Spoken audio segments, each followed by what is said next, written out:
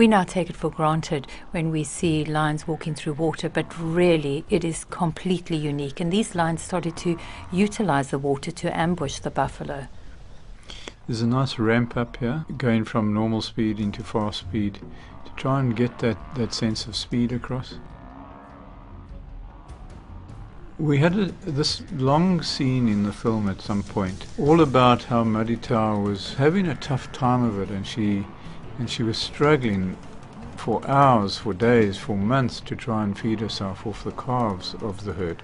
And so this is sort of an extended montage of this hunting. But it's a beautiful moment, and that you really do get to enjoy the rippling muscles and to seeing a lion running and failing a lot of the time.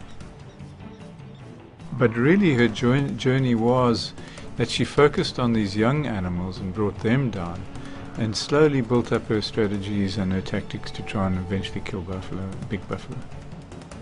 And each moment like this is so unique and so beautiful, but we got to the point where we felt like we were repeating ourselves with the one sort of missed catch after the other, and so we eventually chose the ones that suited the film the best and then had to take the others out. And to see, as you say, to see these animals hunting in water was really what the scene was about as well. Getting the audiences used to the water, as well as on the same sort of curve that the lion was getting used to the water. But ultimately I think that it just became a bloodfest.